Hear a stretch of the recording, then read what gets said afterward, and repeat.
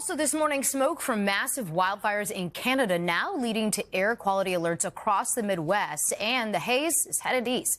NBC's Gilchrist is in Chicago with more on this. Aaron, good morning. Hey, Laura, good morning. I wish you could see, I wish I had some hair. You could see how windy it is here this morning. And that actually is a good thing when it comes to the smoke and the haze that is really being blown out of this area this morning. Still, there is a moderate air quality that we're registering for Chicago today. That means people who are unusually sensitive may have some breathing issues because of the smoke and haze that we've been dealing with. Some 22 million people are dealing with these alerts in Wisconsin, Minnesota, Michigan, as well as here in Illinois, and they've been put on alert for potentially poor air quality as officials warn the smoke will appear in waves through at least Monday. So we're talking about people with breathing issues, the youngest kids, seniors. They could be most at risk for dealing with these smoke particles, the haze that's blowing into this area, into these American communities because of those Canadian wildfires. And we've been tracking those for at least a few days now. Canada has been dealing with nearly 200 wildfires this week, more than a dozen of them burning in Manitoba alone. That's just over the border from Minnesota.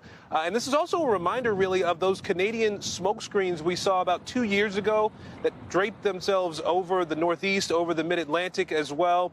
Now, experts do expect the smoke to dissipate as the winds shift around here. But of course, if the wind shifts back, more smoke could flow south into next week, continuing some of these poor air quality concerns. Health experts recommend an N95 mask for folks. Turn up the air conditioning in your home. Grab those air filters, pull them out, and get those cranked up as well. And for folks who are unusually sensitive, who really have breathing issues, the recommendation is that you stay inside as much as you can, particularly over these next couple of days, Laura. Hey, Aaron, you've also been tracking those severe storms that rolled through the southeast on Friday, including a devastating tornado in Kentucky. What's the latest there?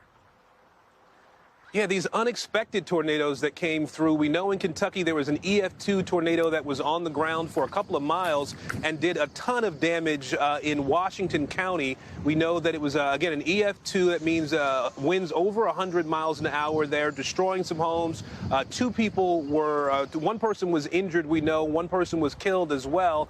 An EF0 rolled through parts of Tennessee at roughly the same time. That did a lot of damage as well, several injuries in at least a couple of counties there. And again, these were unexpected for the most part, Laura, and the severe weather threat does continue to some extent moving east of those places today. Still early in the season, too. Aaron, thank you. Angie Lassman joins us now, keeping a close eye on all of this. We've got crazy heat out west and then the smoky conditions in the Midwest right now. The spring is really off to quite the start, guys, and that includes the Canadian wildfire season where we've got 1.5 million acres already burned. This is running way above the annual average. We're talking 140% of that average. So, yes, we do have plenty of that smoke drifting down in the continental United States, and you can see stretching from parts of the Midwest all the way down to the southeast. As Aaron mentioned, you could see some of those hazy skies, but we're specifically concerned about places like Michigan and Minnesota where we have those air quality alerts in effect. So Minneapolis, Marquette, stretching down to Grand Rapids. Some of these, specifically Minnesota, will last into the early part of this upcoming work week. So heads up for folks that have breathing issues there.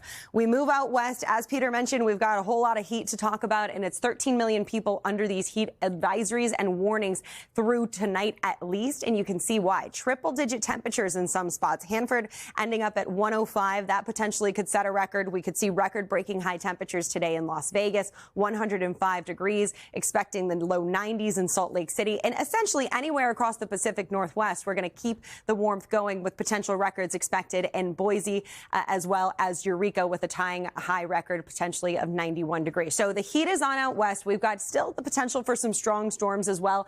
And that soggy weather isn't letting up across parts of the Northeast. We do have a little bit of sunshine to talk about. How about northern portions of the plains? We've got warm temperatures across the Southeast, and that's going to last all the way through the next couple of days, guys. All right, Angie, see you back in a little bit. Hey, thanks for watching. And don't forget, you can catch the Today Show every morning on NBC or take Today when you're on the go. Just follow the Today podcast on Apple Podcasts, Spotify, or wherever you listen.